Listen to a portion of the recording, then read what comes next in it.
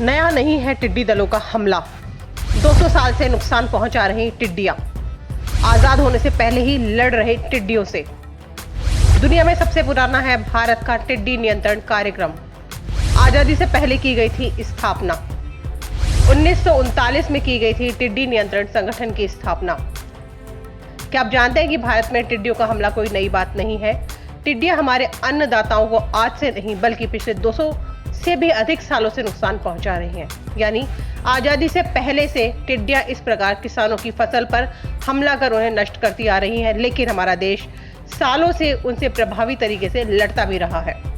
टिड्डी चेतावनी संगठन यानी LWO के मुताबिक भारत में साल 1812, 1821, 1843-44, 1863 से 67, 1869 से 73, 1876 से 81, 1889 से 98, 1900 से 1907, 1912 से 1920, 1926 से 1931, 1940 से 1946, 1939 से 1955, 1959 से 1962, 1978, 1993, 1997, 2005 और 2010 में भी टिड्डियों के दल ने बड़ी मात्रा में नुकसान पहुंचाया है। यानी टिड्डियां देश के आजाद होने से पहले ही किसानों की फसलों पर इसी प्रकार से हमले करती आ रही हैं, जैसे कि अब कर रही हैं।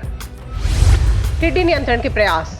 आपको बता दें कि फसलों पर हो रहे लगातार हमलों को देखते हुए ब्रिटिश सरकार ने टिड्डी नियंत्रण संघ की स्थापना की थी। दरअसल 1926 और 1931 में अन्नदाताओं पर टिड्डियों ने जो हमला किया उसमें उन्हें काफी अधिक नुकसान उठाना पड़ा था।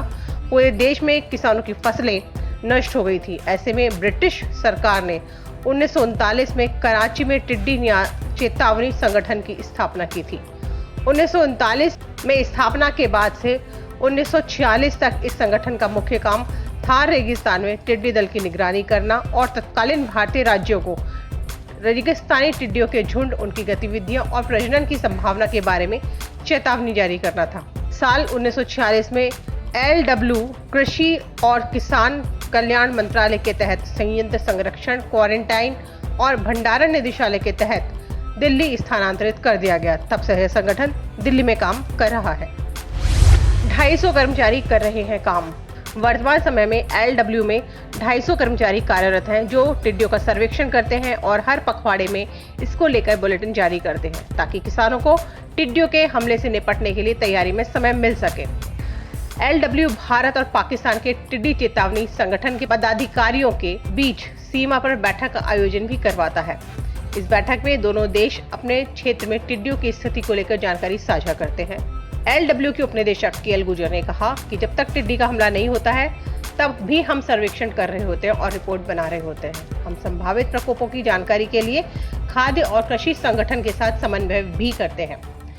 FAO के वरिष्ठ अधिकारी कीथ क्रिसमैन ने पिछले महीने centre for science and environment की ओर से आयोजित एक वेबिनार में कहा था कि टिड्डियों के हमले से निपटने के लिए भारत पूरी तरह से तैयार है। इसके साथ ही उनका यह भी कहना था कि इस हमले से निपटने के लिए दुनिया का सबसे पुराना टिड्डी नियंत्रण कार्यक्रम भारत के पास ही और भारत टिड्डियों के हमले को संभालने के लिए बेहतर तरीके से तैयार हो रहा है।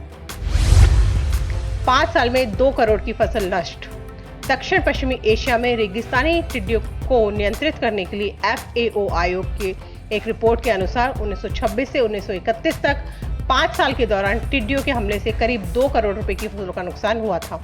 इसके अलावा चारे और चारागाहों को भी नुकसान हुआ, जिसके परिणाम स्वरूप मवेशियों, बकरियों और भेड़ों के लिए खाने की कमी हो गई थी और बड़ी संख्या में इनकी मौत हुई थी। ब्यूरो रिपोर्ट, पत्रिका टीवी।